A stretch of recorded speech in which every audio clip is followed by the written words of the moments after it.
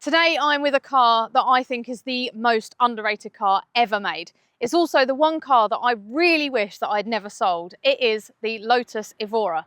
This particular car is the GT410 Sport, which puts out, you guessed it, 410 horsepower from a 3.5 litre V6. This particular car actually has the Comotech 460 upgrade, which again, you guessed it, is 460 horsepower. The standard car puts out 420 Newton meters of torque, 0 to 60 in about 4 seconds, and a top speed of 190 miles an hour. Weight in true Lotus fashion is not a lot for a bigger car. It weighs in at just around 1350 kilos, which is roughly what the competitor at the time, the Cayman GT4, weighed in. But actually the Cayman has slightly less power, so this has a better power to weight ratio. And we're on that typical Lotus rear-wheel drive mid-engine setup that I know and love. Now, looks have been controversial with this car in my opinion since it came out.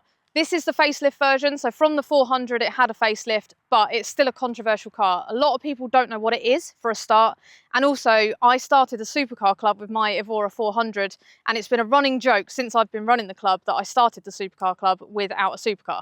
Now, I wholeheartedly disagree with that sentiment.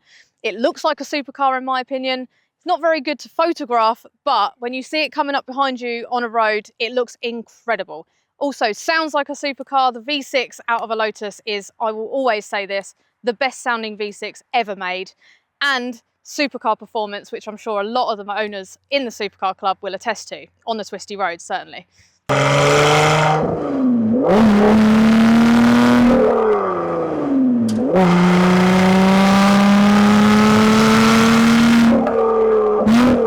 Now the GT410 Sport is the most track-focused version of the 400 and the 410 ranges. You've got less sound deadening, a harder ride, and a lot more carbon and weight saving, certainly on this car. From the front intakes, front bonnet, roof, and boot lid. Plus you've got an extra 10 horsepower on the 400. The 410 is a lot more aggressive looking than the 400, and then the 430 is another step up again in track-focused and aggression. Right, boot space. Now you do have to go to the driver's side. There's a little button on the driver's door. Push that in and it allows you access to the boot, which for a Lotus is a pretty good size. Now, this car does not have hydraulics, unlike the 400, so you have to plug it in. But boot space, actually pretty good. You can fit a couple of weekend bags in there. I mean, it's a tourer. It's a touring car. You can do it. Right, that's enough chatting. Let's go for a drive. Much easier to get in than the Exige and the Elise.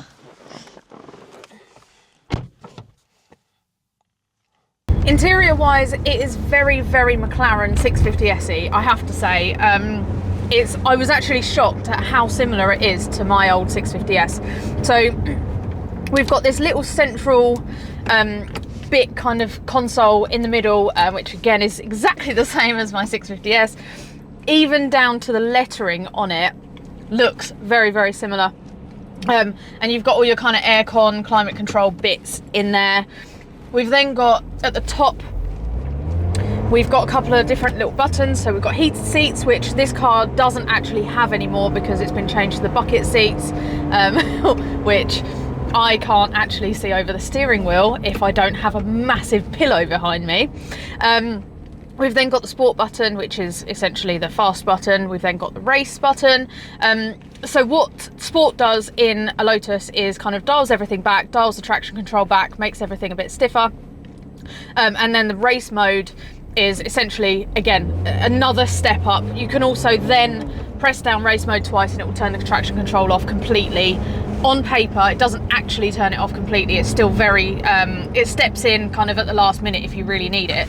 I've, in my car, actually had a traction control delete in it now that I've had the ECU done, but again, we'll do a review on that later on. We've then got the hazard button, a lock button, and then the most important button on this whole thing is the exhaust open button. And my God, does it sound good? Let's just show you. I'm also going to go and find a tunnel in a bit because I am a child and this car deserves to live in a tunnel. But listen, the noise this thing makes is disgusting. Anyway, back to the interior. We've also got this really lovely screen, which this car has a sat nav, but also Apple and Android CarPlay, which is the one thing that I always said if I had another Evora, I'd do the swap out. And I mean, it's brilliant. The quality of it is really good. It's also got a reversing camera, which again is really good quality. So if you have got an Evora or you're thinking about buying one, that is an upgrade I would definitely suggest you do. And again, if I had another one, I would absolutely be doing in a heartbeat. So we've also got, in terms of storage, not a lot. Again, it's a Lotus. Lotus does not provide you with a lot of storage, but we have got a little cubby hole here, kind of where the armrest would be. We've also got the world's smallest glove box. It literally fits a pair of glasses in it, and that's about it. Steering wheel, we've got your cruise control on, so cruise control on, off, and then change your speed. And then the dash, again, is very, very similar to the McLaren. So you've kind of got a couple of little pockets of information on the left that you can change with the stalks next to the steering wheel. So you've got MPG, instant MPG, average, trip, your range and what your tyre PSI is, and then a lap timer. And then you've got some really, really nice dials in the middle. Again, very, very similar to the 650S, but also very, very plain. And we've also got a very tiny little speedo in the middle that you can see when you're driving along, which I can actually only just see. If I didn't have this massive pillow behind me that is basically putting me upright like this, I would not be able to see anything, let alone the speedo. And then you've also, to the right of the steering wheel, got the engine start-stop button, and then your kind of light controls and mirror controls. Now, the Exiges and the older Lotuses do not have any kind of mirror controls. You have to manually move the mirrors, whereas on this is a bit more of a daily, so you've got some mirror controls as well, which is very, very helpful. Back seats, there are none. So this was actually originally a 2+2, but the owner has taken the back seats out and just made it into a parcel shelf. You can actually, and I proved it in my old Evora, you can put 2 adults in the back seats. They are very squished up and very, very close together, but it can be done. So there you go, just putting it out there. And we've also got these bucket seats, which again, this car did come with the original kind of comfort seats, which is what I had in my Evora. I could see over the steering wheel in that. I did have the heated seat. You can kind of move it up and down, and you can actually, there's a lot of what's the word? Movement with the seat. Whereas the bucket seats literally go backwards and forwards, and you're literally sat like this. So they're very comfortable if you are not 4'11" like I am. Another thing that is not great if you are 4'11" like I am is the mirror placement. So when I am pulling out of junctions, or I'm trying to move around the road in any way, shape or form, I'm literally like this. You'll probably see it later in the video, because that mirror is right in my side eye line. Like, could not be in any more of an inconvenient spot than that is. But again, when you have the normal seats in them, they're not quite as bad.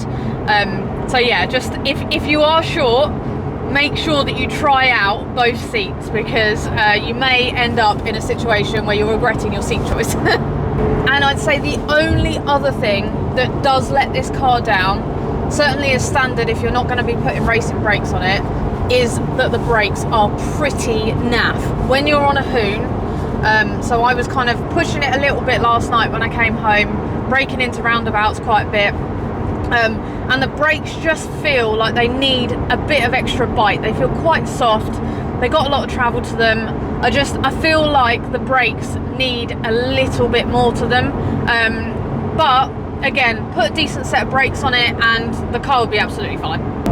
The other thing I very nearly forgot to mention is these absolutely pointless sun visors. So this sun visor is actually up, right? This is not vising any sun for me whatsoever. So again, if you're a short person and you don't really fit up this high in the car, your sun visors will be completely pointless. Same thing with all the Lotuses, or Lotus. Plural of Lotus is Lotus. Same thing with all the Lotus is that if they've got sun visors on them, you might as well just discount that they're even there, because they're not going to be vising any sun whatsoever.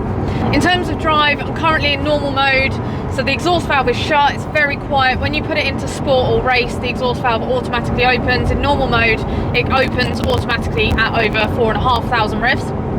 And when it opens, it's very loud. So I think I actually noise tested my old Evora 400 and it was something like 126 decibels, which is stupid. I know it says on paper it's not that loud, it bloody is. And it will not pass noise limits. But yeah, I mean, it's very compliant, very nice to drive, very quiet. Feels like just a normal car, to be honest. It is quite stiff anyway in a standard mode, but actually, again, it's not intrusive. It feels like what a daily driver should feel like. You get on the road, you feel a bit, you still got a bit of feedback through the steering wheel, you know what the car's doing still, but again, it's not intrusive, it's not horrible to drive, it is an absolute pleasure to be in this car. Also, nerdiness, and I don't think you're going to be able to sit in this, so I'll have to get it in the I'll have to get my cameraman to film it separately, but when you put your foot down on the throttle, it has that throttle cable movement, which again, nerds like me absolutely love. And I think it must have been from the 400 onwards, because the earlier Exiges also don't have it, but my 410 does and my Evora 400 did. This also has it. But yeah, I mean, that throttle cable thing, whoever come up with that is an absolute genius and just deserves the biggest medal ever. Gearbox is perfect. Now, a couple of reviews did say that the gearbox was a bit awkward, but actually I think it's really nice. The gear change feels lovely, it's in the right place. I wish the Emira, when they built the Emira, they'd put the gear stick where they put it in the Evora. I don't know what they were thinking when they came up with where the placement of that gear stick in the Emira is completely stupid. It's in the wrong place. You're like this, certainly again, if you're short and you're as close to the steering wheel as you possibly can be. It's just, yeah, I mean, this interior wise and gear stick wise and everything else wise, noise wise, everything, I would say is much better than the Emira. Right, speaking of noise, gear stick placement, driving, everything, again, we are in a Lotus and therefore we should not be sitting on a dual carriageway doing 58 mile an hour. We should be hooning round some corners. So let's go and see how it handles, let's see how it feels on a corner, and I will see you in a second. Right, found a twisty road. I'm going to put it into sport so that we get all of the noise, and let's go.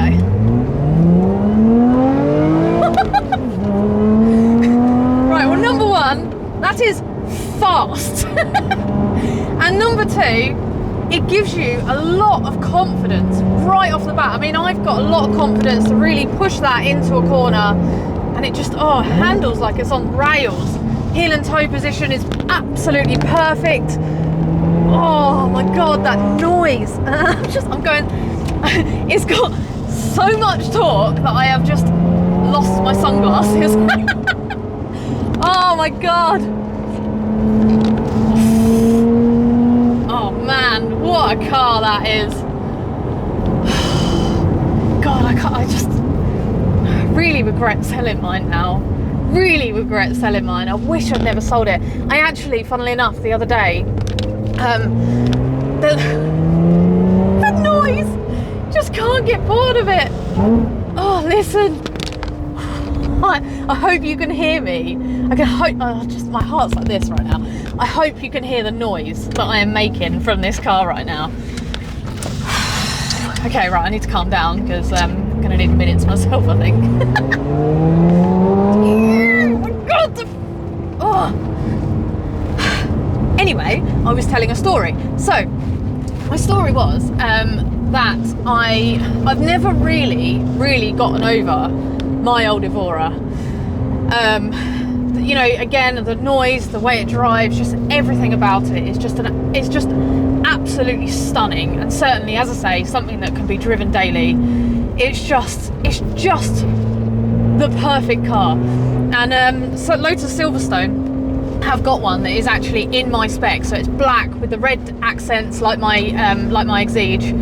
And yeah, I went and sat in it the other day and was like, just absolutely dreaming. And I actually haven't driven an Evora since I sold mine. And yeah, I've got to say,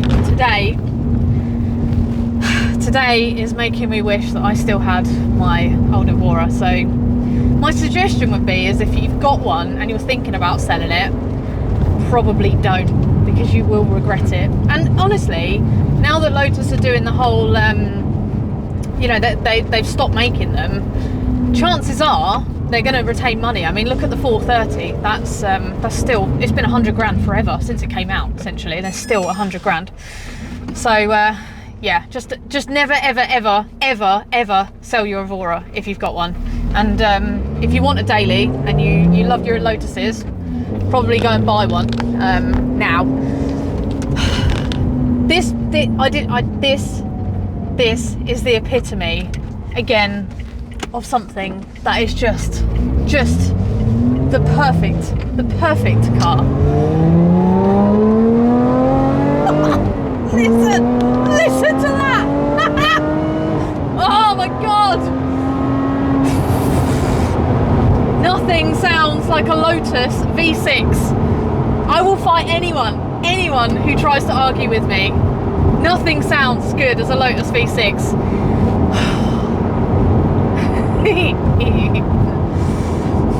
Need to stop now. Right, it's just come to my attention that you probably won't have been able to hear what I could hear a second ago, which is really disappointing. So what I'm going to do is get my cameraman to input over the background of this what this thing sounds like, because what you just heard while I was filming was absolutely not giving it any justice. So yeah, here you go. Here's some porn for you people.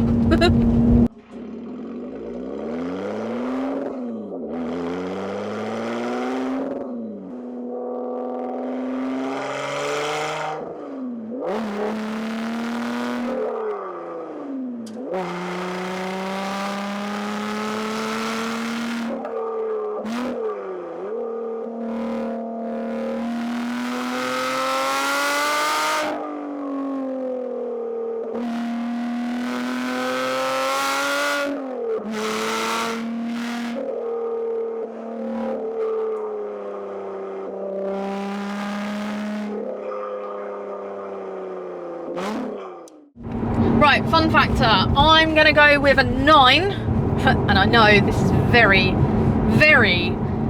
high score for something that is essentially a daily, but I think I gave the Emira an 8.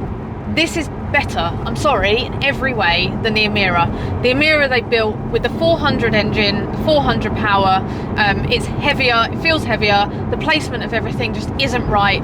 Yes, it may be a better daily with more tech and stuff, but if I was actually going to have one car to drive every day, this would be it. Take it to a track, and I know you can take an Emira to the track, it's a very capable car, but this would be my car of choice if I had one car to buy for the money. I mean, you just can't. I am driving a Cayman GT4 shortly, so we'll see how it compares to that. But as it stands, if I had one car to buy and I had, you know, even 100 grand, I'd go out and buy a 430 any day of the week. If I had slightly less than 100 grand, I would go and buy one of these. Like, absolutely, no question, hands down, the choice of car for me. Practicality, probably go with a 7-ish. Boot space is okay. You've got space on the parcel shelf to put stuff. If you've got seats, you can technically put adults and children in the back, dogs, whatever. So yeah, it's not that impractical. It's lovely to drive when you're in normal. It's really fun to drive when you're in sport or race. You've got heated seats if you don't have the bucket seats, you know, that exhaust valve, just the whole experience of driving this car is what I would want if I had a one-car garage. It's just perfect, and I do still maintain that I would have one of these over an Emira any day of the week. Now, I know people will disagree with me, but I would, and I know that people will tell me, oh yeah, but the Emira's better looking. Again, do I agree? I don't know. It's very hard to get a good picture of one of these. They're not the most photogenic cars, but on the road they are absolutely gorgeous, and I do actually think they have a lot of road presence. You know, people move out the way when you're coming up behind them. It looks like a race car, it looks like a supercar, it's got supercar performance, but I can sit at 57 mile an hour on a dual carriageway with absolutely no drama. It's just perfect. It is There's nothing this car doesn't do other than holding 10 children in the back. You know, if you want a big 7-seater, you don't go and buy a car like this, but if you're looking at a Cayman GT4, for example, go and drive one of these. I would highly recommend it. Highly recommend it. Just, I can't go on anymore about how much I love this car, and I'm probably boring everyone now, but that is the situation, so there we go. Thanks for watching. If you enjoyed this video, don't forget to hit the like button, subscribe and turn on your notifications. Drop a comment and let us know what you think of the video and the car and anything else that you'd like us to review. Otherwise, I will see you in the next video.